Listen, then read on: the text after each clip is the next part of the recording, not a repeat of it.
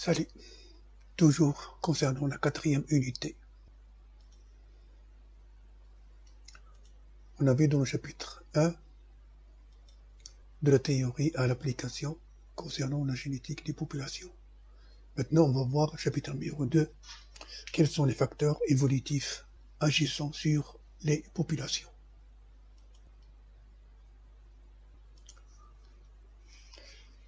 Si les fréquences alléliques et génotypiques ne changent pas au fil des générations pour une population idéale et théorique, d'après Hardy-Weinberg, ce n'est pas forcément le cas pour une population naturelle.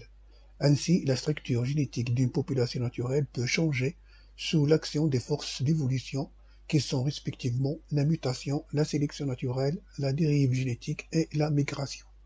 L'étude de l'influence des forces évolutives sur la variation des fréquences alléliques et génotypiques permet d'expliquer, voire de prédire l'évolution.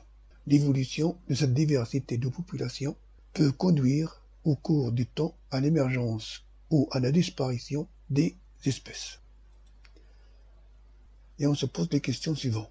Quels sont les facteurs qui influencent la structure génétique d'une population? Comment évoluent les populations? Quelles sont les modalités d'apparition ou de disparition des espèces et comment définir une espèce? Pourquoi les espèces d'êtres vivants qui habitent la Terre aujourd'hui sont-ils différents de ceux du passé? Commençons par la première question. Quels sont les facteurs d'évolution et leur influence? La population naturelle est une population dynamique. Sa structure génétique varie en fonction de certains facteurs et on dit que cette population évolue. Parmi les facteurs d'évolution ou parmi les facteurs évolutifs, on a la mutation, la sélection naturelle, la dérive génétique et la migration. Et si on commence par la mutation. Remarquez ici l'espèce humaine ou l'espèce animale. Vous voyez qu'il y a des changements. On a des individus, différents caractères. Celle-ci elle est plus longue que l'autre, qui est normale. Cet élève qui est plus long que les élèves de son âge. Ces animaux, vous voyez, ils sont différents de point de vue couleur, ainsi que ces oiseaux. Donc tout cela, ce polymorphisme est dû bien sûr à la mutation. Et on sait que la mutation est un changement au niveau de l'ADN, au niveau de la succession des nucléotides de l'ADN. Grand A, mise en évidence et définition. L'une des principales caractéristiques de la population est le polymorphisme. Cette diversité est due à la diversité des allèles. Pour chercher l'origine de ce polymorphisme, on étudie les documents suivants. Document numéro 1. Chez l'homme, la synthèse de bêta-globuline, un polypeptide qui entre dans la composition de l'hémoglobine, est gouvernée par un gène polyallélique, un allèle normal nommé HBA, et plusieurs allèles mutés responsables de certaines maladies. Les figures ci-dessous représentent des séquences des nucléotides des différents allèles, bruns non transcrits, des gènes bêta-globuline, ainsi que les protéines qui résultent de l'expression de ces allèles. Remarquez ici l'allèle normal, ainsi que la succession des acides aminés, et là bien sûr ce sont des allèles qui sont anormales, mutés, et on voit bien qu'il y a des variations des acides aminés dues bien sûr à la mutation. Document numéro 2. La mutation peut affecter les chromosomes et on parle des anomalies chromosomiques. C'est-à-dire que la mutation peut affecter la succession des nucléotides, c'est-à-dire variation au niveau de la succession des nucléotides, et peut aussi affecter les chromosomes, c'est-à-dire du point de vue nombre, remarquez ici. Donc là on a 2 chromosomes, là on a 3. Là, on a 2 chromosomes, c'est-à-dire l'individu qui est normal et c'est un diploïde. Par contre, ici, c'est un triploïde. Là, il y a seulement un seul. Là, il y a 4 N, c'est-à-dire il s'est doublé. Par contre, ici, il y a ce qu'on appelle les translocations, c'est-à-dire variations au niveau des chromosomes. Comme question, en se basant sur vos connaissances, à partir des données du document 1, déterminer le type de mutation et son effet sur la protéine synthétisée. À partir des données du document 2, déterminer les différentes anomalies chromosomiques observées. À partir des données du document 3 et 4, montrer comment la mutation influence le pool génétique d'une population et définir la mutation et montrer son influence sur la population. Donc comme toujours, on vous laisse un peu de temps pour réfléchir un peu aux questions. Et après on se verra. Donc comme réponse à la première question, grâce au document numéro 1, on vous demande de déterminer le type de mutation et son effet sur la protéine synthétisée. Donc le document 1, on peut le reformuler de cette façon-là. C'est-à-dire on a une succession de nucléotides qui détermine l'ADN, c'est-à-dire le brin transcrit. Là, on a l'ARN messager et là, bien sûr, on a la succession des acides aminés. Or, on voit ici, si on ajoute un nucléotide, bien sûr, il va donner une protéine, une succession d'acides aminés totalement différente de la première. Là, on a la leucine, là, on a la l'isoleucine. Si on élimine un nucléotide, vous voyez, il y a variation de la succession des nucléotides. Parfois, il ne peut pas y avoir d'action lorsqu'on a ici une mutation, mais il n'a pas d'effet. Thréonine. C'est ce qu'on appelle la mutation silencieuse. Mais d'autres ont une action sur la protéine obtenue. Donc, les types de mutations qu'on parle de ponctuelles, c'est-à-dire ils se font dans un point précis. Donc, type de mutation ponctuelle. Les substitutions, un nucléotide est remplacé par un autre. Les délétions, perte de nucléotides de la séquence. Les additions ou insertions, un nucléotide s'insère entre deux nucléotides de la séquence. Remarque, les mutations par délétion ou addition sont décalantes. Réponse, type de mutation ponctuelle. On parle de ponctuelle, c'est-à-dire que il y a une variation d'un nucléotide à un point donné. Les substitutions, les délétions et additions. Donc substitution, ça veut dire on remplace un nucléotide par un autre. Délétion, ça veut dire on élimine, on soustrait ou il y a perte d'un nucléotide dans la séquence. Addition, on ajoute un ou plusieurs nucléotides dans la succession à la succession des nucléotides. Remarque, les mutations par délétion ou addition sont décalantes. Pour la deuxième question, on nous demande de déterminer différentes anomalies chromosomiques. Vous voyez bien ici, on a que le nombre de chromosomes varie ou la structure du chromosome varie. Les mutations chromosomiques sont des remaniements, changements de nombre, c'est-à-dire mutations génomiques, addition ou délétion, ou de la structure du chromosome, réarrangement, duplication, délétion d'un fragment de chromosome, inversion ou translocation, ce qui entraîne l'apparition de nouveaux génotypes et par conséquent de nouveaux phénotypes. Les mutations chromosomiques peuvent être équilibrées dans le cas où il n'y a ni perte ni gain de matériel génétique, donc pas de manifestation clinique ou non équilibrée, s'accompagne de manifestations cliniques. Les mutations peuvent être neutres, c'est-à-dire sans impact sur les phénotypes. C'est ce qu'on a vu dans le cas de mutations ponctuelles. À partir de documents 3 et 4, montrer comment la mutation influence le pôle génétique d'une population. Alors remarquez ici, on a une population A et une population B. Cette population, certains membres ont subi une mutation. On peut bien sûr calculer la fréquence des allèles A dans ce cas-là, et on peut bien sûr le calculer dans l'autre cas ici, pour voir s'il y a une différence. On vous donne ici un document. Il existe des différences importantes du taux de mutation entre organismes, mais aussi entre gènes. Remarquez ici, Escherichia coli, 4,6 à 10-6.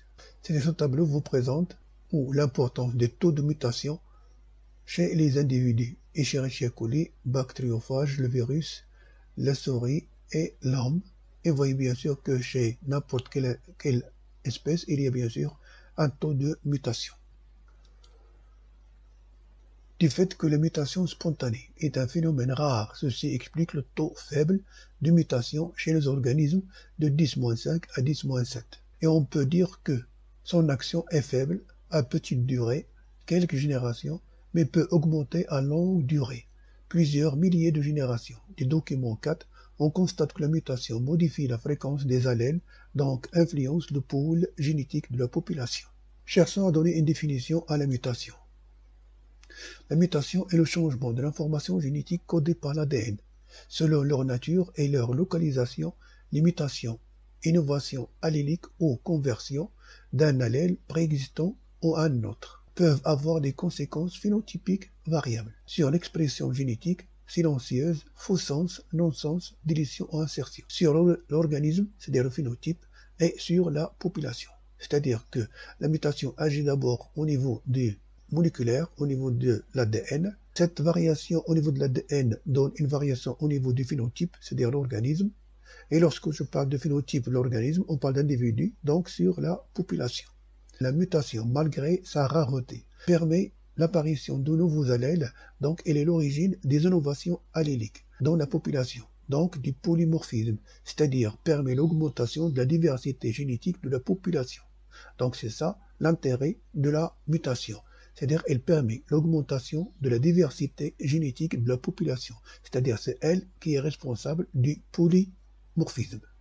La génétique des populations s'intéresse principalement aux mutations qui se produisent dans la lignée germinale, donc au taux de mutation par génération et leur effet sur les fréquences alléliques des gènes concernés. En conclusion, la mutation correspond aux erreurs de copie lors de la duplication de l'ADN durant la formation des gamètes. Il existe plusieurs types de mutations, substitution, addition ou délétion d'un ou plusieurs nucléotides. Certaines mutations génétiques affectent les cellules de la lignée germinale, peuvent induire de nouveaux allèles dans la population et se transmettre ainsi à la descendance.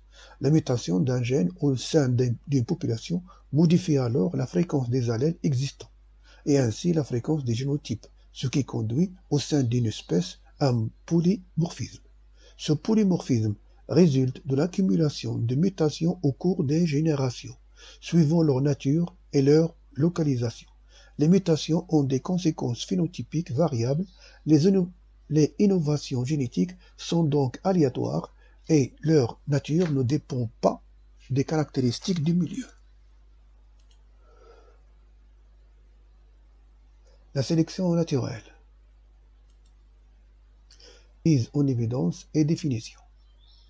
Dans la nature, les individus d'une population sont différents phénotypiquement, voire génétiquement, et n'ont pas les mêmes capacités de survivre et de se reproduire, et cela en fonction des conditions environnementales. C'est-à-dire, lorsqu'on a étudié la mutation, on a vu que l'environnement n'a pas d'influence sur la mutation. Par contre, la sélection est là, une action où elle est sous influence des conditions environnementales. Pour comprendre comment l'environnement agit sur le pôle génétique de la population, on étudie les documents suivants.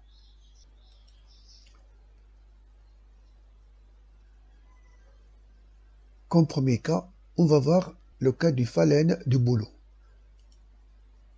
Comme premier document, la phalène du bouleau, appelée Biston bitularia, est un papillon fréquent en Europe du Nord, qui vole la nuit et se repose le jour sur le tronc des bouleaux, c'est-à-dire des arbres. Cette espèce a été très étudiée depuis le XIXe siècle car elle présente deux formes principales, l'une claire, typica, et l'autre sombre ou mélanique, carbonaria. Deux phénotypes alternatifs, dont les fréquences ont considérablement varié dans les populations naturelles au cours des 150 dernières années. Au milieu du XIXe siècle, la forme typica était largement majoritaire dans les populations anglaises.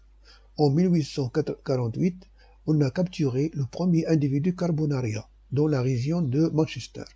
La fréquence de cette forme s'est alors accrue rapidement et les individus mélaniques ont ensuite été observés dans les autres régions industrielles de l'Angleterre. Durant la révolution industrielle, Manchester est le siège d'une importante industrie de travail du coton. Un grand nombre d'industries de construction mécanique utilisant comme énergie le charbon s'implantent dans la ville, faisant d'elle, en 1835, sans conteste la ville la plus industrialisée du monde. Donc ça, c'est le document 1. Le document 2. Une étude génétique a montré que le déterminisme génétique de cette coloration est dû à un gène situé sur un autosome. Il existe deux allèles, l'allèle carbonaria, grand C, responsable de la mise en place du caractère sombre étant domino, l'allèle typica, petit c, responsable de la mise en place du caractère clair étant récessif. La fréquence de ces deux phénotypes au début du XXe siècle est représentée dans le document B. Document numéro 3. Dans les années 50, pour expliquer cette évolution, l'expérience suivante de lâcher recapture fut réalisée. C'est-à-dire on va lâcher un certain nombre de papillons Puis, après quelques jours, on va les récapturer.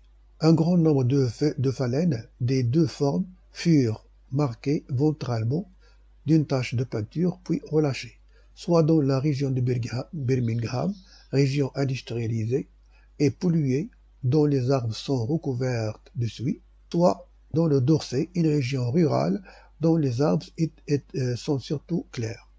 Les nuits qui suivent le lâcher, les papillons survivants sont recapturés, puis dénombrés.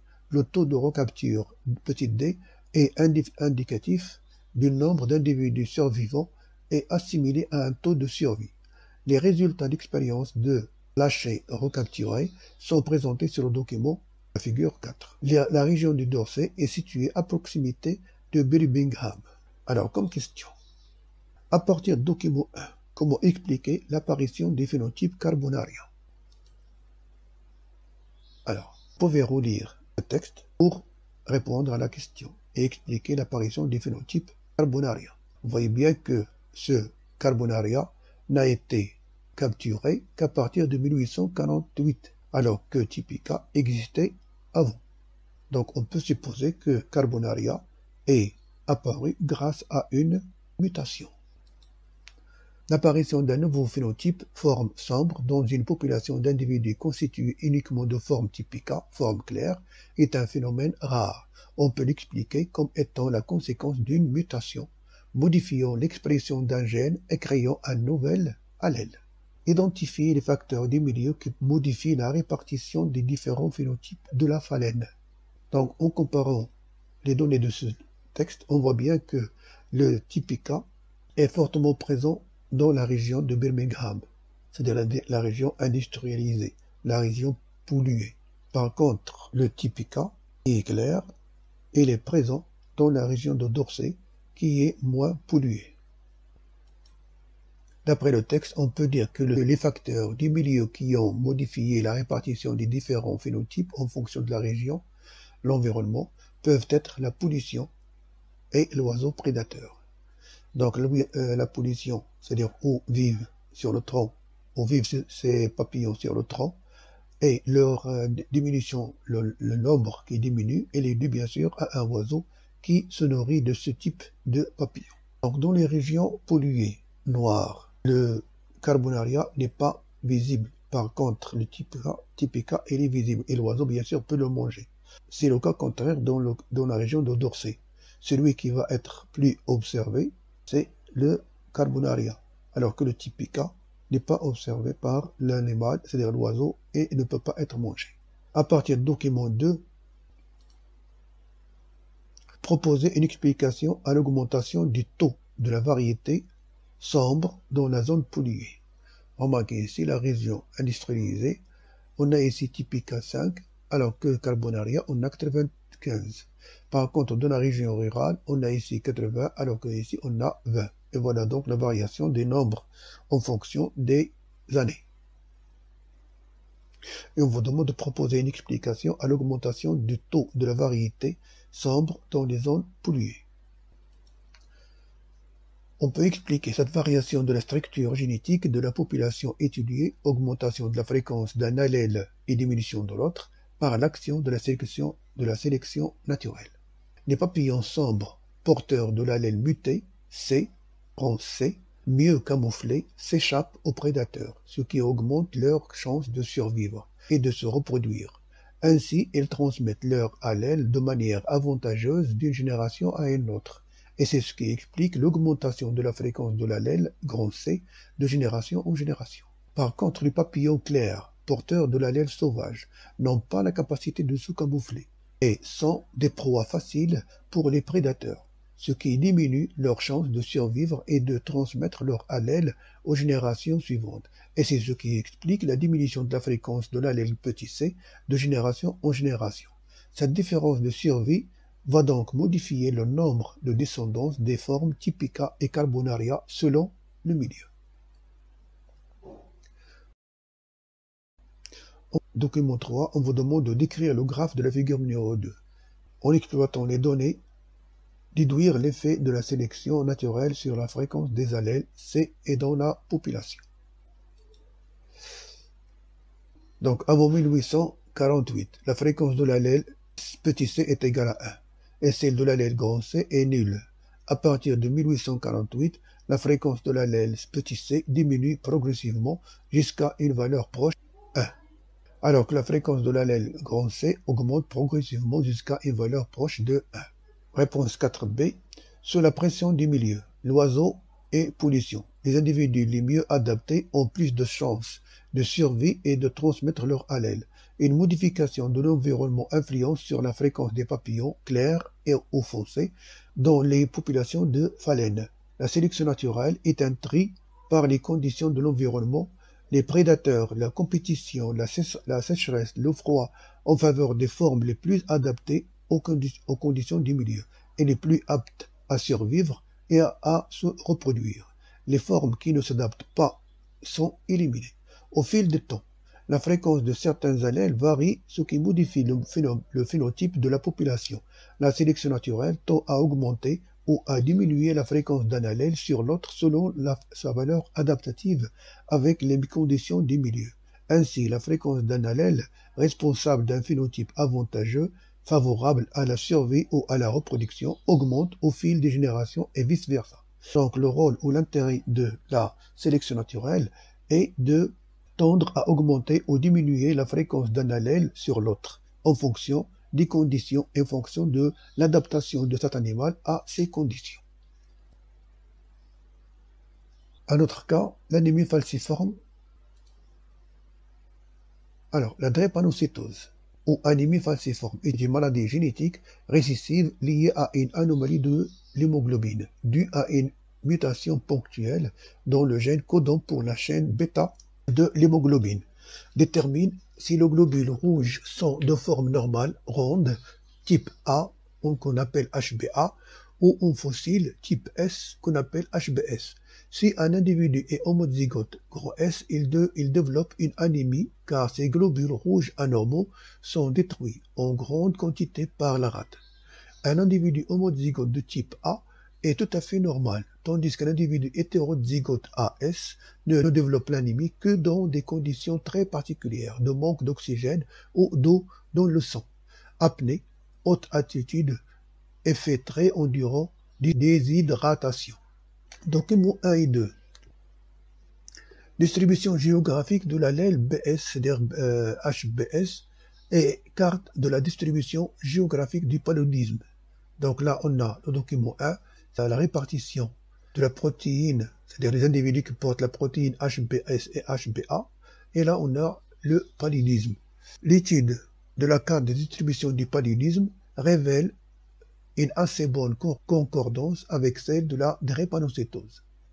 Le paludisme ou malaria est une maladie due à un parasite unicellulaire, le plasmodium, qui réalise une partie de son cycle dans le seau de l'homme. Il se multiplie dans les globules rouges et entraîne leur destruction. Bien que les mécanismes ne soient pas clairement identifiés, le plasmodium se développe moins bien dans les globules rouges possédant de l'hémoglobine HbS que dans ceux possédant l'hémoglobine HbA.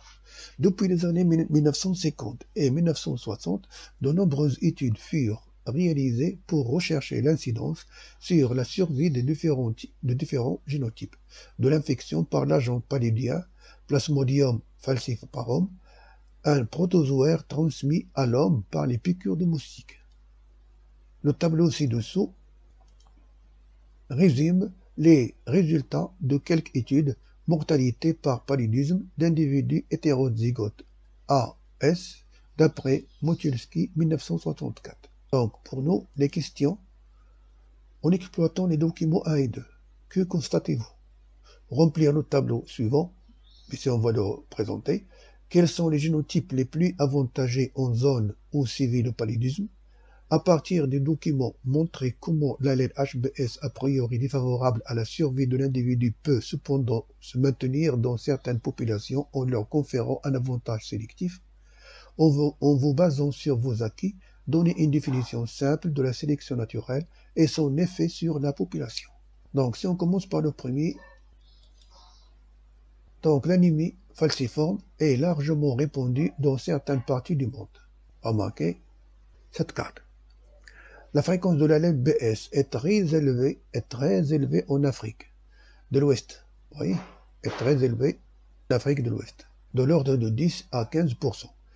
Les populations les plus atteintes par la drépanocytose se situent autour de l'équateur, Sénégal, Bénin, Zaïre, Angola. Dans ces régions, les hétérozygotes porteurs sains sont également très nombreux, de 25 à 40%. Les individus, selon les régions, la fréquence de l'allèle BS est également élevée en Afrique de l'Est, au Moyen-Orient, en Arabie saoudite et en Inde. En revanche, la fréquence est très basse dans les populations d'Europe et d'Asie et nulle dans les populations indigènes d'Amérique. Le paludisme est une maladie parasitaire due à un parasite qu'on a appelé le plasmodium, transmis par une moustique anophèle. Elle produit la destruction des globules rouges et des accès de fièvre mortelle. Elle se concentre dans la zone d'habitat des anophèles, zone intertropicale. Vous voyez ici la zone intertropicale. On constate que la maladie anémie falciforme est très fréquente dans la même zone que celle où sévit le paludisme, c'est-à-dire que la fréquence de ces allèles est plus élevée dans les régions où sévit le paludisme. Donc on a ici au niveau de l'Afrique de l'Ouest et on a ici au niveau de l'Afrique de l'Ouest. Donc vous voyez bien qu'il y a une relation entre l'anémie falciforme et bien sûr le paludisme. Remplir le tableau. Alors le tableau, le voilà. On vous demande de le remplir, c'est-à-dire, d'après ce que vous avez vu jusqu'à maintenant, donner le phénotype des individus HbA-HbA, HbS-HbS et HbA-HbS, ainsi que leur sensibilité au paludisme et un bilan. Donc les HbA-HbA, elles sont sains. Le HbS-HbS, ils sont malades et ça donne bien sûr une mortalité. Par contre, les HbA-HbS ont une maladie qui est atténuée, c'est-à-dire c'est pas dangereuse. Sensibilité au paludisme, ceux-là qui sont sains du point de vue anémie falciforme, elles sont très faibles ou elles ont une grande sensibilité pour le paludisme, ce qui bien sûr va entraîner leur mort. Donc les HbA-HbA, bien sûr, vont mourir du paludisme.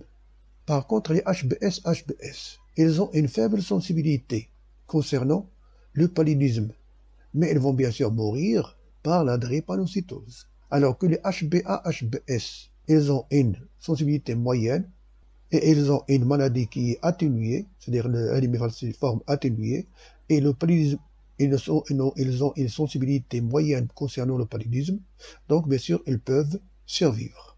Quels sont les génotypes les plus avantagés en zone où sévit le paludisme? Donc d'après ce qu'on a vu ici, ceux-là, bien sûr, vont mourir. Ceux-là, bien sûr, vont mourir. Alors, ceux qui vont être en survie, ce sont bien sûr les HbA-HbS. Donc, le phénotype ou génotype le plus avantagé, ce sont les HbA-HbS, c'est-à-dire les hétérozygotes. Donc, les hétérozygotes HbS-HbA présentent une forme atténuée de la drépanocytose et sont moins sensibles au paludisme, et en contrepartie, l'hétérozygote développe une grande résistance au paludisme. Dans les régions du monde où le paludisme existe, les hétérozygotes sont les plus avantagés et restent en vie. À partir du document numéro 2, montrer comment l'allèle HbS, a priori défavorable à la survie de l'individu, peut cependant se maintenir dans certaines populations en leur conférant un avantage sélectif. Alors remarquez ici, certains pays ou villes, nombre d'individus morts à cause du paludisme, l'hétérozygote, nombre attendu d'hétérozygotes et le nombre observé d'hétérozygotes. Donc on a ici des statistiques concernant cette maladie dans des villes africaines, Ouganda, Ghana, Nigeria, Zaïre. Donc on peut dire que le gène S est donc le plus fréquent dans les zones paludiennes, car l'altération de l'hémoglobine constitue un avantage sélectif, le plasmodium falciparum étant détruit avec l'hématie. Alors trop déformés, les hétérozygotes et les homozygotes malades résistent mieux au paludisme que les homozygotes sains. Les hétérozygotes avantagés transmettent leur allèle et donc l'allèle HbS qui, bien que mortel, procure un avantage sélectif aux individus hétérozygotes.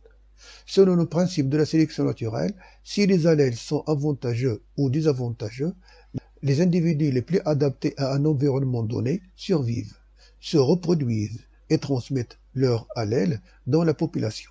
En fonction de l'environnement, l'avantage ou le désavantage apporté par un allèle peut changer.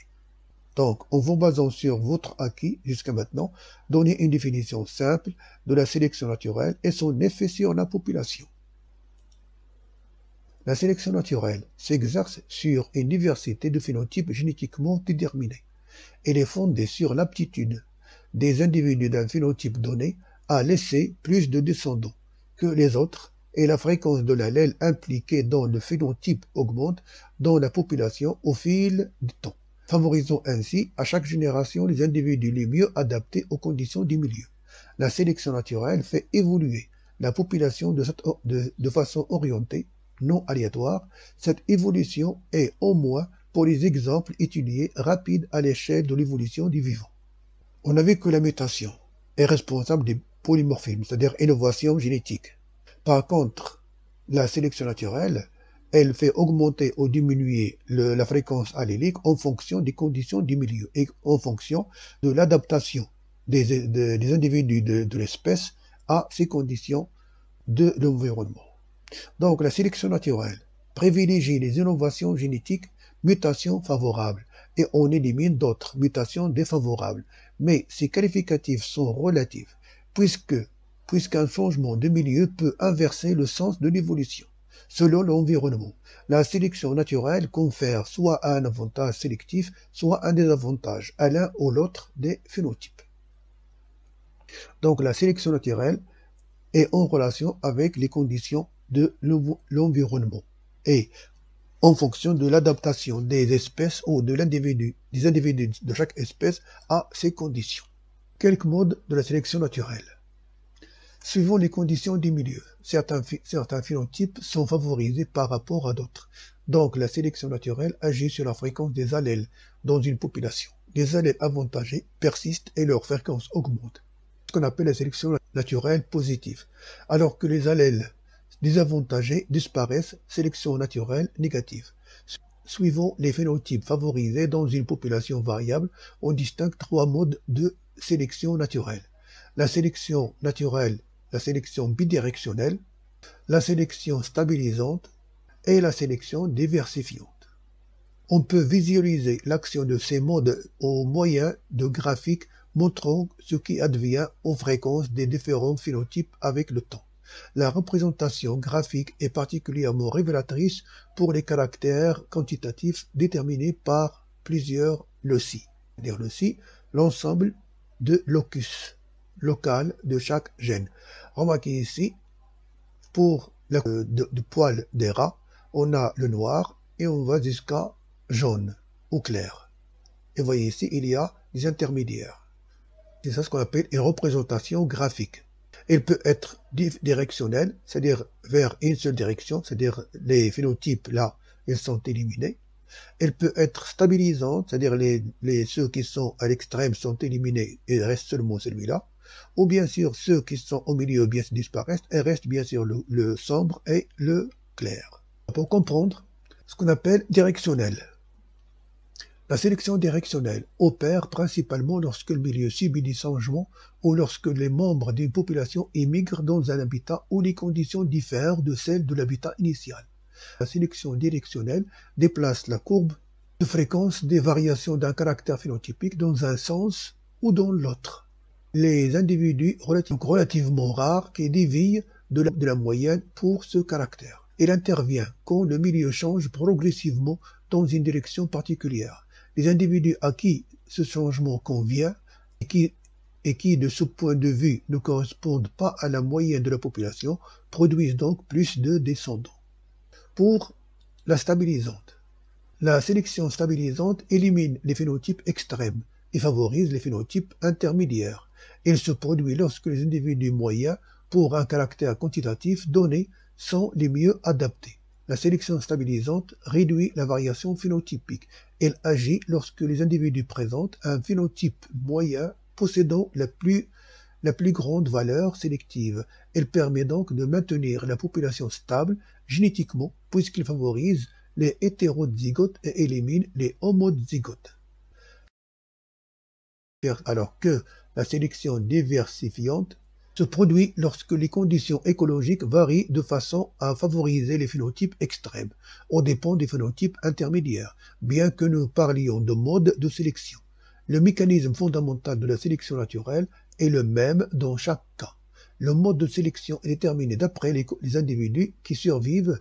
On parle de sélection diversifiante lorsque les individus présentant des phénotypes extrêmes possèdent les plus longs ou les plus grandes valeurs sélectives. Elle est donc dirigée contre les hétérozygotes en faveur des homozygotes. Remarque, la sélection artificielle. On ne parle pas ici de sélection naturelle, mais à sélection artificielle, due à l'intervention de l'homme, qui sélectionne des phénotypes donnés pour un but précis. Conclusion. La sélection naturelle. Dans un environnement donné, certains allèles confèrent un avantage sélectif aux individus qui les possèdent. Ces derniers ont plus de chances de se reproduire et transmettent à leur descendance leurs allèles. Si l'environnement reste stable, la fréquence des allèles favorables augmente de génération en génération. À l'inverse, la fréquence des allèles qui ne confèrent pas un avantage sélectif diminue et peuvent même disparaître au sein de la population. La sélection naturelle modifie donc la fréquence des allèles de génération en génération. La sélection est évidemment une force majeure de l'évolution. Elle peut prendre de multiples formes et peut affecter quelques-uns ou plusieurs loci au même temps et agir à différents niveaux génomiques individuels populationnels, avec différents effets et interactions. C'est l'un des facteurs responsables de la variabilité génétique et l'adaptation des populations au changement des conditions du milieu de vie. Donc, on peut supposer que l'extinction des espèces est due à cette sélection naturelle. La dérive génétique. Dans certains cas, des mutations génétiques peuvent se répandre dans la population sans conférer d'avantages ni désavantages sélectifs particuliers aux individus qui les portent. Ces mutations sont dites neutres. Ces allèles vont donc se répandre dans les populations de manière aléatoire, c'est-à-dire au hasard. Ceci constitue ce qu'on appelle la dérive génétique. La composition du pôle génétique varie d'une façon aléatoire et inattendue. On constate des variations imprévisibles. Dans les grandes populations, les variations liées au hasard n'ont pas d'effet significatif sur la fréquence des gènes. On a vu que la sélection naturelle est due aux conditions de l'environnement. Et lorsque les conditions sont modifiées, on peut prévoir lequel des allèles est favorable. Par contre, dans la dérive génétique, on ne peut rien prévoir. C'est-à-dire qu'il n'y a pas action des conditions de l'environnement. Il y a une variation qui est aléatoire et inattendue. Qu'est-ce que la dérive génétique et quelle est son action sur les petites populations? Car ici, on a dit que dans les grandes populations, les variations liées au hasard, c'est-à-dire à la dérive génétique, n'ont pas d'effet significatif sur la fréquence des gènes. C'est pourquoi on a posé la question, quel est son effet ou son action sur les petites populations? Mise en évidence, on va voir deux documents. Document 1, dans la population Amish de Pennsylvanie. Le syndrome d'Ellis Van Creveld est relativement fréquent, Q est égal à 0,07, alors qu'il est exceptionnel dans le reste du monde. Dans toute la famille, ou dans toutes les familles Amish étudiées, la mutation est la même, et il a pu être démontré que toutes ces familles descendaient d'un même couple d'immigrants. Les Hittérites, c'est une autre population, sont les membres d'une secte qui a été persécutée en Europe, se sont installés en Amérique du Nord au XIXe siècle. Comme les Amish, ils ont établi une série de colonies d'une centaine d'individus dans lesquels vivent en notaris sans se marier avec les personnes étrangères, c'est-à-dire ils se marient entre eux. McLellan et ses collaborateurs ont étudié la fréquence de certains allèles des groupes sanguins des systèmes ABO et Kili. Le tableau suivant représente les résultats obtenus. Donc là, on a pour les AB, le groupe sanguin A et B, et là, on a pour le groupe sanguin K. Pour les populations européennes et américaines, pour les Hutterites et pour les Amish. Comme question. À partir du document 1, proposez des hypothèses pour expliquer l'augmentation de la fréquence de la maladie chez les Amish. Comparez les données du tableau. Que pouvez-vous constater? Alors, si on répond à ces deux questions, puis on verra le document numéro 2. Donc, proposez des hypothèses pour expliquer l'augmentation de la fréquence de la maladie chez les Amish. Donc, d'après ces données-là, on voit bien que les familles, ils se marient seulement entre eux et ils descendent d'un même couple d'immigrants. Donc, on peut supposer que ce couple d'immigrants avait cette maladie qu'il a transmise à ses descendants. C'est pourquoi la fréquence de cette maladie elle est grande chez les Amish. Donc, hypothèse proposée, l'augmentation de la fréquence de la maladie est due à l'action de la sélection. L'augmentation de la fréquence de la maladie est due à la rencontre aléatoire des gamètes. L'augmentation de la fréquence de la maladie est due au mariage consanguin, puisqu'ils se marient entre eux. L'augmentation de la fréquence de la maladie est due au hasard. Comparez les données du tableau. Que pouvez-vous constater? Alors, si on compare les groupes sanguins entre ces trois populations, on voit bien sûr qu'ils ne sont pas comparables. Pour les Hutterites et les Amish, le groupe sanguin il est plus ou moins élevé que pour les Européens et Américains. De même, pour les groupes B, il est faible en comparaison avec celui des Européens. De même pour le groupe K. Vous voyez, pour les Amish, 0,2. Pour les Européens, c'est à peu près plus ou moins supérieur, alors que pour les Hutterites, il est très élevé, 14%. Les Amish et Hutterites présentent les fréquences qui sont très différentes des moyens constatés dans les populations européennes et nord-américaines. Donc les Hutterites et les Amish ont un pool génétique différent des autres populations. C'est-à-dire que les populations Hutterites, populations Amish et populations américaines européennes ont des groupes sanguins totalement différents, donc ce sont des groupes de populations totalement différentes. À partir du document numéro 2. Alors, document numéro 2. McClellan et ses collaborateurs ont expliqué l'évolution de la structure génétique des Hutterites par la dérive génétique. Pour mettre en évidence l'effet de ce phénomène sur cette population, on vous propose le schéma ci-dessous, qui représente un modèle explicatif. Le phénotype A représente le groupe sanguin A, le phénotype petit a représente le groupe sanguin petit ou faible K.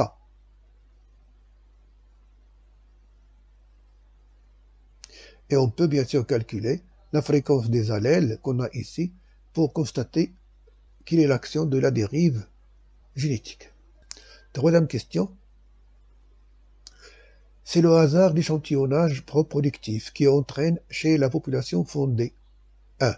Le croisement des individus mutants entre eux, provoquant l'élimination des phénotypes sauvages à la deuxième génération en fixant le phénotype mutant et l'inverse chez la population fondée numéro 2.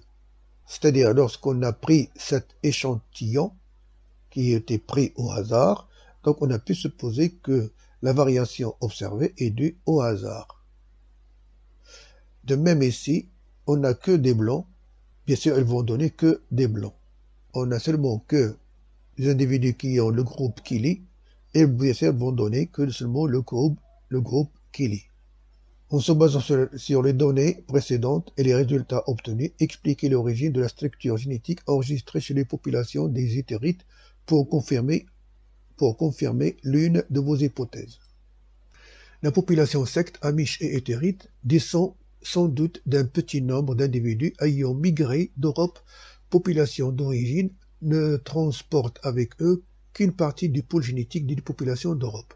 Et du fait qu'ils se marient entre eux, c'est-à-dire mariage consanguin, le temps passe et il se produit certainement dans cette petite population des fluctuations de fréquence qui n'existent pas en Amérique du Nord, ce qui explique cette nouvelle structure génétique de cette population. État de la dérive génétique et son influence. pour montrer que la dérive génétique est un phénomène qui se manifeste fortement dans les petites populations. On réalise des simulations par ordinateur du comportement des allèles ne donnant pas d'avantage sélectif à l'individu qui le porte. Cet allèle est transmis au fil des générations dans 10 populations qui diffèrent par leur effectif, et les graphes suivants représentent des évolutions de la fréquence de cet allèle dans 10 populations de différents nombres d'individus. Figure 1, dérive génétique dans 10 populations de 1000 individus qui sont bien sûr diploïdes, et la figure 2, seulement de 10 populations de 10 individus diploïdes. Comme question, à partir de la description des graphes obtenus, déterminer les aspects de ce phénomène et son effet sur la structure génétique de la population. Alors remarquez ici, lorsque le nombre est très grand, 1000, chaque population comporte 1000 individus. On voit bien qu'il y a des fluctuations, mais elles restent presque proches de la valeur, d'une moyenne constante. Par contre, lorsque le nombre contient seulement 10, une petite population, il y a des fluctuations bien sûr de la fréquence, mais elles sont bien sûr très grandes. Certains allèles vont bien sûr disparaître dans moins de 10 ans ou plus de 10 ans, d'autres vont bien sûr rester et vont rester constants. Donc l'autre allèle va disparaître. Donc il y a des variations au niveau. Donc la dérive génétique a un effet sur les populations à petit nombre d'individus et n'a pas d'action observable sur les populations de grand nombre d'individus.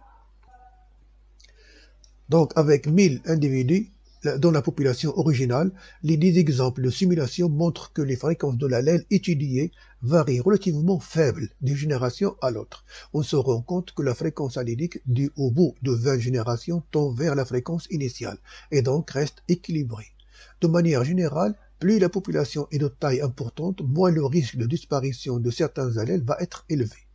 On va plutôt tendre vers un équilibre des fréquences alléliques et génotypiques, tel que cela était prédit par la loi de Hardy-Weinberg. Par contre, pour une population originale comprenant 10 individus seulement, la simulation par ordinateur montre que la fréquence de l'allèle petit a étudiée était au départ f de a est égal à 0,5 et que, au cours des générations suivantes, soit elle augmente jusqu'à f1, f de a est égal à 1, et on parle de fixation du phénotype, soit elle diminue jusqu'à disparaître, c'est-à-dire est égal à 0, et on parle de disparition ou extinction des individus de ce phénotype petit a. Au bout de 20 générations, les fréquences alléliques dans toutes les populations ont changé, ou sont changées, soit des allèles qui sont éliminés, soit ils sont fixés. La dérive est de forte amplitude dans des petites populations qui divergent rapidement les uns des autres. Des allèles sont perdus et d'autres restent polymorphes ou se fixent par simple fait du hasard. Quelques cas extrêmes de la dérive génétique. La dérive génétique s'exerce sur des petites populations. Deux situations peuvent mener à la réduction de l'effectif d'une population. C'est ce qu'on appelle l'effet d'étranglement, c'est-à-dire une diminution drastique de la population, et l'effet fondateur. Remarquez ici, une petite île, et il y a bien sûr une grande population. Ces individus, bien sûr, vont se marier entre eux. S'il y avait un allèle entraînant une maladie, donc la maladie va sévir dans cette communauté. Et ainsi, l'allèle responsable de la maladie va augmenter. Donc l'effet d'étranglement, ce qu'on appelle le goulot d'étranglement, imaginons une grave inondation sur une île qui noie bon nombre de lapins. Si la population de ces lapins est petite, il est possible que tous les porteurs d'un allèle donné, disons allèle grand A, disparaissent dans la catastrophe. L'otarie à fourrure australe, Rosa de Oliveira, Avo et Nino, en 1996-97, 24 481 individus, 10 720 femelles et 2 903 mâles. Après El Niño, c'est-à-dire en 1999. Il ne reste seulement 8223 individus, dont 3215 femelles et 337 mâles. Vous voyez, donc lorsqu'il y a une catastrophe, il va bien sûr entraîner un nombre d'individus, il va entraîner la mort bien sûr d'un nombre d'individus. On n'a pas fait le choix, il n'y a pas sélection, et bien sûr il va rester un certain nombre d'individus dont on ne connaît pas quels sont leurs allèles, leur génotype, leur génome. Et ceux qui sont restés, bien sûr, vont former une nouvelle population. D'accord? Donc on a ici bouteille avec plusieurs billes, rouge, vert, etc. Lorsqu'on l'inverse, ce qui va tomber, on ne sait pas. Donc il tombe le rouge au hasard. Si le rouge se multiplie, il va donner bien sûr que du rouge. Donc les personnes qui passent par le goulot qu'on a ici, ce sont bien sûr qui vont créer une nouvelle population. Remarquez ici, on a des scarabées rouges et des scarabées verts. Donc un individu en marchant, bien sûr, il peut écraser certains insectes. S'il écrase seulement les verts, c'est-à-dire il n'y a pas sélection, il les écrase comme ça, au hasard. Donc il va bien sûr rester l'allèle rouge qui va se développer et donner bien sûr une population totalement rouge. En Afrique du Sud, la fréquence des femelles éléphants sans défense y est aujourd'hui de 80%, ce qui est extrêmement élevé. Au début du XXe siècle, suite à une chasse très intense, il ne restait plus que 4 populations d'éléphants en Afrique du Sud, dont celle d'Ado. Entre 1919 et 1920, un chasseur professionnel réduisit cette population de 130 individus à 11. Le parc national Ado fut créé en 1931 pour protéger ces 11 individus, 8 femelles et 3 mâles, qui sont à l'origine de la population actuelle dont l'effectif atteint un peu moins de 400 individus, ce qui explique la fréquence actuelle très élevée des femelles sans défense. Comme question, quelles informations peut-on tirer de ces documents? Donner une définition à la dérive génétique et son effet sur la population. La dérive génétique se caractérise par l'effet fondateur et le goulot d'étranglement. Un goulot d'étranglement se développe quand la taille de la population diminue rapidement. Les désastres, comme les séismes, l'inondation et les incendies, font leurs victimes au hasard, et ils peuvent réduire considérablement la taille d'une population. Il amplifie ainsi l'effet de la dérive génétique. L'effet fondateur a pour conséquence un profond bouleversement des fréquences alléliques, d'autant plus important que le nombre de migrants est petit. Le hasard fera que certains allèles seront surreprésentés parmi les survivants, que d'autres allèles seront sous-représentés, et que d'autres enfin disparaîtront. La dérive génétique qui en résulte continuera d'influer sur la population pendant de nombreuses générations jusqu'à ce que la population redevienne assez grande pour neutraliser ses effets. Définition. La dérive génétique est un mécanisme aléatoire de la diversité des allèles au cours des temps, dans une population sous l'effet du hasard, qui va modifier la fréquence des allèles d'un gène et l'augmentant ou en la diminuant. L'effet de taille de la population est particulièrement visible. Lorsqu'un faible groupe d'individus d'une espèce va coloniser un autre milieu, plus la taille de la population est faible, plus la dérive est rapide. À plus ou moins long terme, la dérive génétique va entraîner une diminution de la variabilité génétique. Ainsi, des populations d'une même espèce peuvent devenir génétiquement éloignées suite à la dérive génétique. Comme conclusion, dans les populations de petite taille, la fréquence d'un allèle peut varier de façon aléatoire, sans pression sélective exercée sur les phénotypes des individus porteurs de cet allèle. Dans ce cas, l'équilibre établi par le modèle de Hardy-Weinberg n'est pas respecté. Les populations sont de petite taille, ce qui favorise de plus en plus l'appariement non aléatoire. La fréquence de l'allèle peut augmenter au fil des générations jusqu'à être fixée dans la population pour atteindre alors une fréquence de 1, c'est-à-dire 100% des locus du gène sont occupés par cet allèle. La fréquence de l'allèle peut au contraire diminuer au fil des générations jusqu'à disparaître pour atteindre une fréquence de 0. L'allèle en question n'est plus présent dans la population. Il y a extinction. Ainsi, la dérive génétique correspondant à une variation aléatoire de la fréquence des allèles au sein d'une population n'est donc pas prédictive et ne répond pas au modèle Hardy-Weinberg. La dérive génétique s'observe donc dans une population ou dans des populations caractérisées par un petit effectif ou lorsqu'un allèle est neutre, ne présentant ni avantage ni inconvénient. La dérive génétique peut être causée par l'effet d'étranglement suite à une catastrophe et par l'effet fondateur, c'est-à-dire population de 10 individus colonisant une île isolée.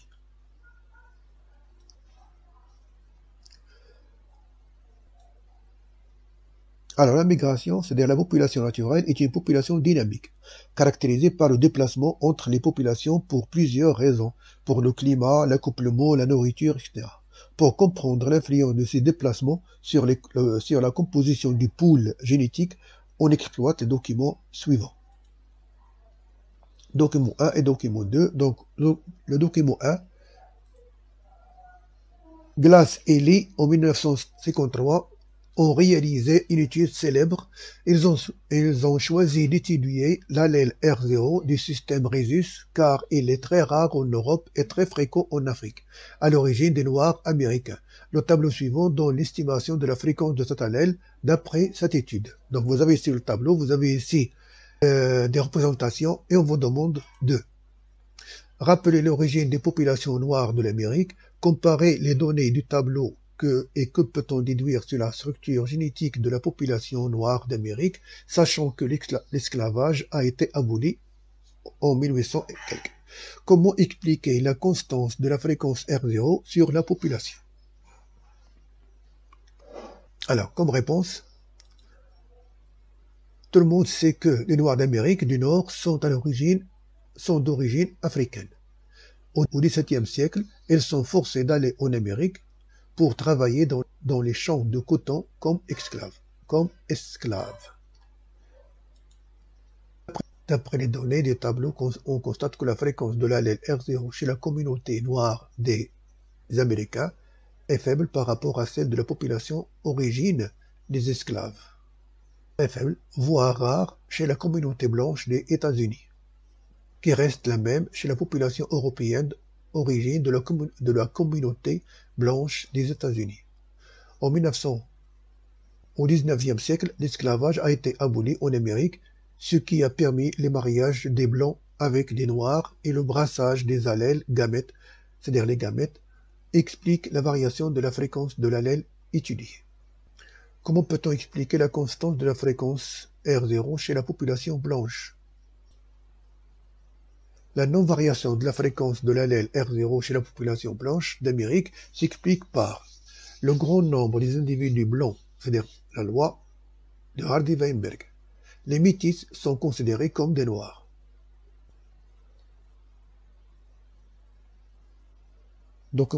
Document numéro 2. La formulation mathématique de la migration et ses effets sur la structure génétique des populations est très complexe. On se contentera ici de l'étude d'un modèle simple, modèle unidirectionnel et modèle multidirectionnel. Donc, modèle unidirectionnel où une population, par exemple population d'une île, reçoit à chaque génération des migrants d'une autre population continent, sans qu'il y ait des migrations dans le sens opposé. Si à chaque génération la population insulaire avec un effectif N reçoit N individus de la population continentale, on peut calculer le flux migratoire, petit m, correspondant à la proportion des migrants arrivant dans la population résidente, comme suit. Petit m est égal à N, le nombre des migrants, sur grand N, c'est-à-dire l'effectif de l'île, plus N, c'est-à-dire le nombre des migrants. À la génération G0, les fréquences alléliques pour les allèles d'un même gène sont différentes dans les deux populations. soit PM, fréquence de l'allèle de A dans la population des continents, et P0, la fréquence de l'allèle A dans la population de l'île. Donc, un petit m, ça veut dire les migrants. Ils vont migrer vers cette population-là. La fréquence de l'allèle A, P1, dans la population de l'île, à la génération suivante G1, sera P1 est égal à 1 moins M P0 plus M fois PM. Avec 1 moins PM, la proportion des migrants dans la population de l'île. Donc voilà, on a ici le continent, là, l'île. Donc les individus vont partir vers l'île. Donc la migration va agir sur la fréquence au niveau des habitants de l'île et non pas du continent. Migration selon le modèle multidirectionnel. Le mode multidirectionnel, le cas de l'archipel, correspond à l'ensemble d'îles interconnectées. C'est-à-dire il y a plusieurs îles, par exemple île. Il y a bien sûr des variations ou des va-et-vient entre les individus, entre ces îles. C'est pourquoi on parle de multidirectionnel. Dans toutes les directions possibles avec des conséquences sur l'ensemble des populations. La figure 1 présente le mode archipel de migration multidirectionnelle de 5 populations. La figure 2, celle-ci, montre ou donne l'évolution de la fréquence de l'allèle grand A chez ces 5 populations suite au flux migratoire multidirectionnel. Comme question, calculer le flux migratoire M et la fréquence de l'allèle A après la migration grâce à ces formules. Sachant que la structure génétique de la population des continents reste stable, que peut-on dire sur la structure génétique de l'île? Montrer l'influence de la migration sur la variation de la structure génétique de la population. D'après la description de ces figures, que peut-on déduire sur l'effet de la migration? Donc, comme première réponse, calcul des flux migratoires, M est égal à N sur grand N plus N étant le nombre de migrants et N étant le nombre de la population hôte. Donc, la valeur, ou d'après ces données qu'on a ici, bien sûr, M est égal à 0,333. On a ici 1, 2, 3, 4, 5. Donc 5 individus de cette population-là sont allés vers cette population ici pour donner celle-là. Là, on a ici 1, 2, 3, 4, 5, 6, 7, 8, 9, 10. 10 individus, plus 5, ça veut dire 15. Donc on a 5 sur 15, donc 0,333. Calcul de la fréquence de l'allèle R0 chez la population après la migration. Après la migration, donc P1, voilà la formule qu'on va appliquer. Donc en appliquant les données, on va avoir P1 est égal à 0,49 ou 45. Au début, ils étaient seulement 0,7, alors que maintenant elle est 0,5. Donc elle a diminué. On constate que la fréquence de l'allèle R0 augmente chez la population de l'île après la migration.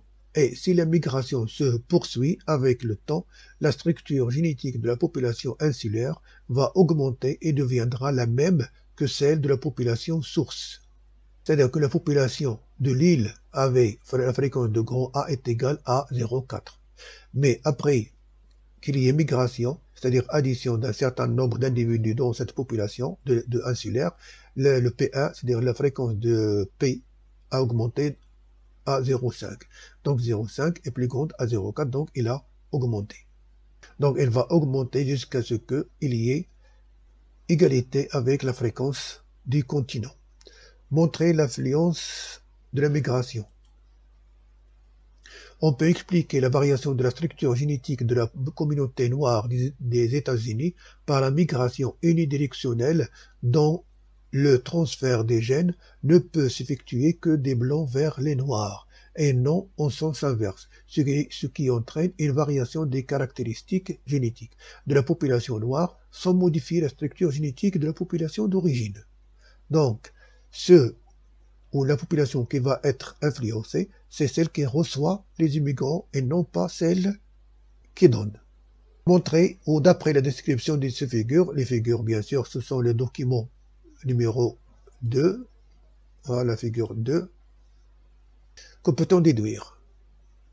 Alors, remarquez ici, il y a une migration multidirectionnelle, c'est-à-dire il y a migration vers tous les sens. Et là, bien sûr, on a pour 5 populations, puisqu'on constate que au fil des générations, la fréquence des allèles varie et tend à devenir constante.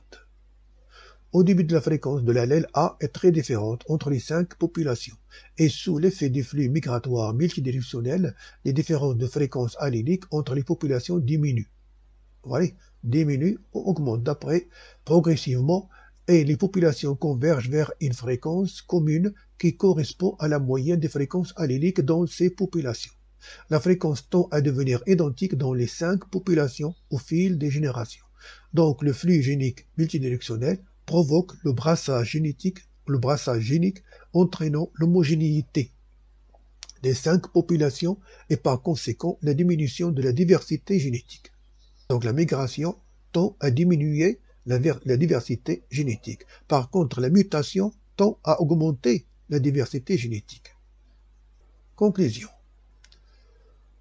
Les populations naturelles ne sont pas isolées totalement les uns des autres. Elles reçoivent donc des individus venant d'autres populations plus ou moins éloignées et présentant à l'ensemble du génome des fréquences d'allèles plus ou moins différentes.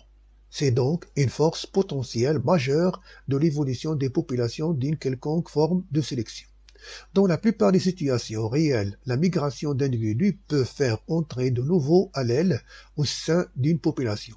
De même, le départ d'individus peut modifier la structure génétique de la population dont il est ou dont ils sont issus.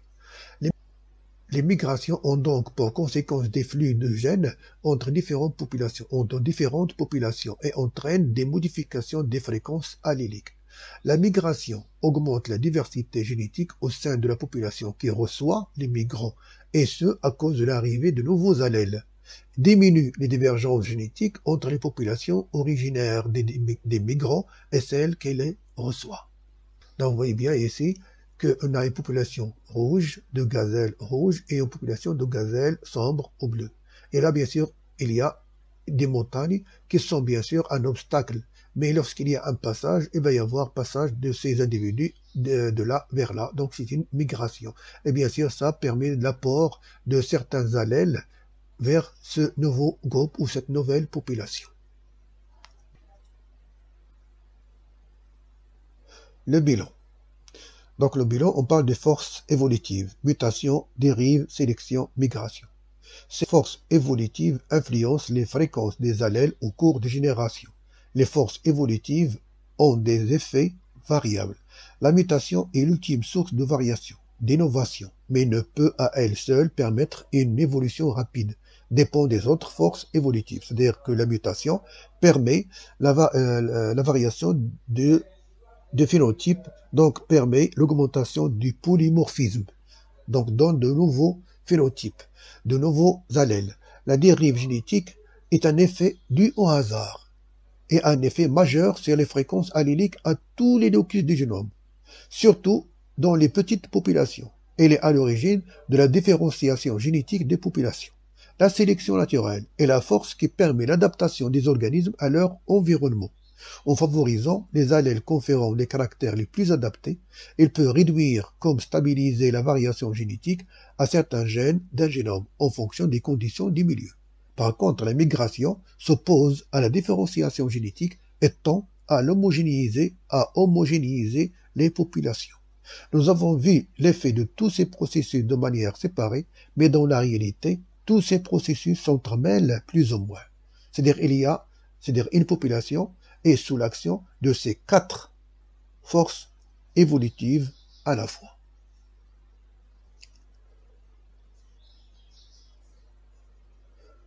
C'est-à-dire qu'il y a une action simultanée des forces évolutives. Donc, dans quel intérêt et quels sont les résultats?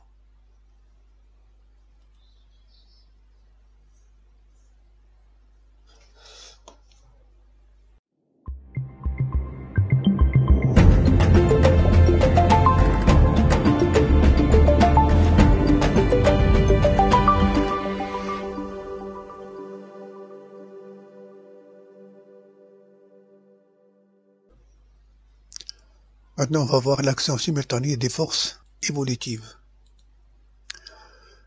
Les populations sont donc soumises à des facteurs évolutifs. À cause de l'instabilité de l'environnement biotique lié aux êtres vivants et abiotique lié aux facteurs du milieu de vie, une différenciation génétique se produit au cours du temps. Cette différenciation peut conduire à limiter les échanges réguliers de gènes entre différentes populations.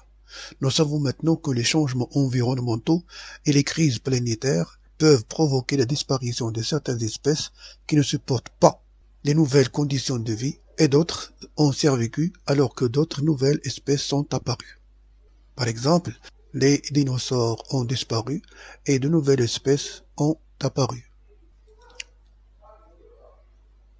Si on vous demande de ranger ces photos.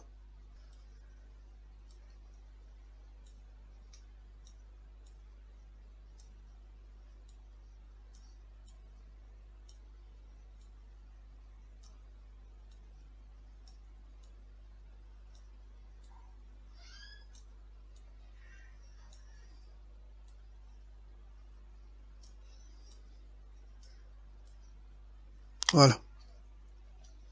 Donc on voit bien ici qu'on a des félins. Là on a le cheval, le mulet et l'âne. Là on a des humains. Et là bien sûr on a un chat et un lapin. Et là bien sûr ce sont des poissons. Donc on a bien sûr rangé ces photos d'après des critères bien déterminés. En plus, ceux-là sont des mammifères, alors que celui-là n'est pas un mammifère. Donc c'est à quoi vous êtes basé.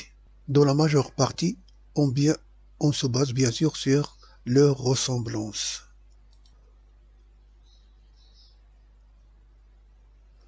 Alors pour comprendre tout ça, on va voir la notion d'espèce. Le concept d'espèce s'est modifié au cours de l'histoire de la biologie.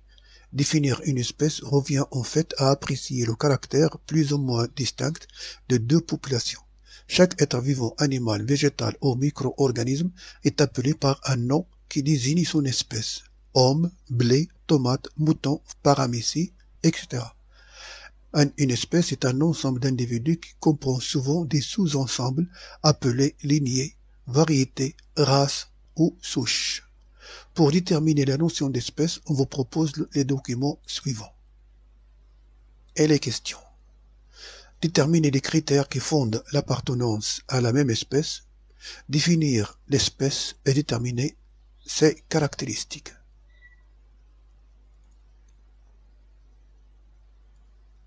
Donc, on peut dire que les critères qui déterminent l'espèce, c'est bien sûr la ressemblance. Ça, d'un côté. De leur côté, c'est bien sûr la reproduction. Ils doivent se reproduire et donner, bien sûr, les mêmes individus, c'est-à-dire les individus de la même espèce. Chaque espèce est désignée par un nom scientifique composé de deux mots latins. Le premier mot est le nom du genre, qui regroupe un ensemble d'espèces très voisines. Le deuxième mot est souvent descriptif ou géographique et caractérise l'espèce. Par exemple, le tigre, on l'appelle Panthera tigris, alors que le lion est appelé Panthera leo. Caractéristiques de l'espèce. Le critère de ressemblance. L'espèce regroupe des individus présentant entre eux des ressemblances morphologiques, biochimiques, chromosomiques et comportementales. Lorsque je parle de comportemental, c'est-à-dire la façon que le mâle et la femelle peuvent se rapprocher. Donc c'est un comportement. La ressemblance. Donc ils se ressemblent. Oui, voilà un lapin et un lapin. Donc là, un lapin de graine et là, un lièvre. Ils se ressemblent, mais il y a des caractères ou des caractéristiques qui peuvent les différencier. Là, il a de grosses oreilles, de grandes oreilles, alors que là, il a de plus ou moins petites. Le critère d'interfécondité. Les individus de la même espèce se reproduisent entre eux et donnent des individus fertiles, alors que les individus de deux espèces différentes ne sont pas interféconds. Ou au mieux, s'ils sont très proches, donnent des hybrides stériles. Exemple, le mulet et le bardou. On a ici le cheval et on a ici l'âne. Donc l'âne, s'il se croise avec un cheval, un jumeau, on va donner un mulet. Et le mulet, il n'est pas fertile. Donc on ne peut pas dire que les deux animaux sont de la même espèce. Alors, comme définition de l'espèce, une espèce est un ensemble d'individus qui engendrent par reproduction d'autres individus semblables à eux-mêmes, viables et féconds dans les conditions naturelles. où une espèce est un ensemble d'individus potentiellement capables de se reproduire entre eux et d'engendrer une descendance viable et féconde dans des conditions favorables. Deuxième activité, spéciation et émergence de nouvelles espèces. On va voir bien sûr comment peuvent apparaître de nouvelles espèces. On appelle spéciation les processus à l'origine de nouvelles espèces. La formation de nouvelles espèces est un phénomène très long, à notre échelle bien sûr. Plusieurs milliers d'années sont nécessaires en général. Un exemple d'anneau d'espèces, c'est-à-dire d'un nouveau d'espèce, la salamandre variable et Santina forment un anneau à peu près continu de 7 sous-espèces autour de la vallée de San Joaquin. Chili, on a cette zone qui forme un obstacle. Là, c'est bien sûr le parent d'origine. Lorsqu'il y a migration, les deux populations 1 et 2 se sont séparées. Vu les conditions climatiques et environnementales dans le milieu et d'après leur phénotype, s'ils sont adaptés ou pas, il va donner de nouveaux phénotypes. Là aussi, les deux animaux ne se rencontrent pas parce qu'il y a un obstacle. Ici, en fin de compte, les deux animaux vont se rencontrer et donnent un animal fertile, donc ils sont toujours de la même espèce. Par contre, s'ils donnent un animal qui n'est pas fertile, donc ce sont des espèces différentes. Et ainsi, on a une nouvelle espèce à partir de l'espèce initiale qu'on a ici. Dans les parties septentrionales et centrales de l'anneau, c'est-à-dire c'est ça l'anneau, les populations sont interfécondes comme si elles appartiennent à une espèce unique. Dans l'extrémité sud de l'anneau, ici, là où les populations côtières et de l'intérieur se chevauchent, il n'y a pas d'hybridation. Les deux populations se comportent comme deux espèces distinctes. Comme question, en exploitant ces documents et vos connaissances, peut-on expliquer comment se fait l'apparition de nouvelles espèces? Les facteurs évolutifs. Les facteurs évolutifs, naturels, sélection naturelle, migration et dérive génétique sont les principaux acteurs de l'évolution des populations. Sous l'effet de la pression du milieu, de la concurrence entre êtres vivants pour la nourriture et le territoire, et du hasard, la diversité des populations change au cours des générations. L'évolution est la transformation des populations qui résulte de ces différences de survie et du nombre des descendants. Les populations ne sont pas génétiquement stables dans le temps. La biodiversité génétique change au cours du temps. Des populations peuvent être limitées par les mers, les montagnes et les déserts, isolement géographique, donc se retrouver isolées, ce qui explique la biogéographie et la dispersion des espèces. Sous l'action des forces évolutives toujours, la population subit des variations génétiques dues à l'accumulation successive des modifications dues à la mutation qui se traduisent par des variations phénotypiques entre les individus des populations, mais qui gardent leur capacité de se reproduire, interfécondité. Et on parle de l'évolution intraspécifique ou de micro-évolution. Si des populations se retrouvent isolées géographiquement, écologiquement, comportementalement, peuvent évoluer séparément et indépendamment. Sous l'effet de la dérive génétique et de la sélection, la structure génétique des populations peut devenir tellement différente que les individus ne peuvent plus se reproduire ensemble. Une nouvelle espèce apparaît, c'est le mécanisme de la spéciation. Par exemple, on a ici un ours polaire, et là on a un ours brun de forêt. Dans une région proche, c'est-à-dire entre la forêt et le côté polaire, il peut y avoir un croisement entre les deux et a donné cet ours-là, qu'on a appelé Peasley. Si on constate la différence entre ces ours, ils se diffèrent au niveau de pelage, celui qui est brun, l'autre il est blanc. La tête et le corps, c'est-à-dire les dimensions, de 1,7 à 2,8 mètres, alors que l'autre de 1,8 à 3 mètres. Donc il y a une différence de couleur et une différence de taille. Les membres aussi, c'est-à-dire présence de griffes qui sont courtes et acérées. Là, il est omnivore, l'autre, il est carnivore. Le milieu de vie, là, dans les zones de montagne, là, dans les banquises de glace. La période d'accouplement est différente. Pour l'hibernation, de décembre à mi-mars, l'autre, seulement les femelles gestantes hibernent. Donc il y a une différence écologique, une différence morphologique, etc. Et pourtant, donc, ce sont des espèces différentes. Et si ou s'ils se croisent, ils donnent une nouvelle espèce. Donc, pour savoir si c'est une nouvelle espèce, on doit bien sûr croiser ces individus entre eux pour voir s'ils donnent une descendance qui est féconde ou pas. Si on part d'une population initiale, population A, cette population, bien sûr, il va y avoir les mutations pour donner de nouveaux allèles, de nouveaux phénotypes, qui vont être sous l'action de la sélection naturelle et l'effet de hasard, c'est-à-dire la dérive génétique. Ces populations ou cette population peut se diviser en divers sous-populations qui vont migrer chacune vers un côté, chacune vers une région. Et d'après les conditions de cette région, cet animal ou ces animaux, bien sûr, peuvent soit s'adapter et vivre et se reproduire, soit bien sûr, ne seront pas adaptés et bien sûr mourir. Et de là, bien sûr, on peut avoir de nouvelles espèces. Si on croise cette espèce avec celle de départ et donne toujours une espèce féconde, donc il n'y a pas de variation. Donc on parle de micro-évolution. Par contre, si on croise ces individus entre eux et donnent des individus bien sûr nouveaux et qui sont féconds, donc il y a de nouvelles espèces et on parle de spéciation. Donc, on parle d'une population dont les individus vont subir l'action de la mutation, la sélection naturelle, la dérive et la migration. La mutation, son rôle est l'innovation génétique, c'est-à-dire il y a création de nouveaux allèles, donc de nouveaux phénotypes, qui vont être sous l'action de la sélection naturelle, ce qui va entraîner une variation génétique orientée sous l'action du milieu, soit il va augmenter s'ils sont des allèles favorables, ou diminuer s'ils sont des allèles défavorables. Ensuite, ils sont sous l'action de la dérive génétique qui va entraîner une variation génétique due au hasard. Donc, il va y avoir soit augmentation ou diminution au hasard. Et bien sûr, la migration qui cherche à homogénéiser les fréquences. Tous ces 4 facteurs de l'évolution agissent sur cette population pour entraîner des variations des fréquences alléliques entre populations.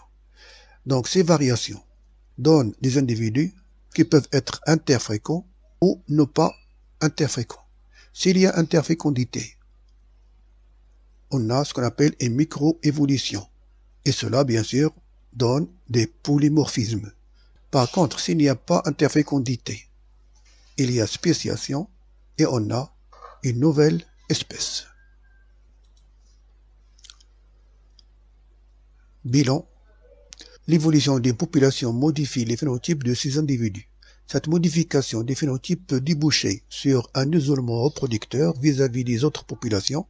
Dans ce cas, les échanges génétiques ne sont plus possibles entre populations et chacune est devenue une nouvelle espèce. L'évolution des populations peut donc aboutir, en cas d'isolement reproducteur, à l'apparition de nouvelles espèces, augmentant ainsi la biodiversité spécifique. À l'inverse, au cours de l'évolution, une espèce peut disparaître par modification de son environnement. Dans ce cas, la biodiversité spécifique diminue. Donc, les facteurs évolutifs sont responsables de la biodiversité.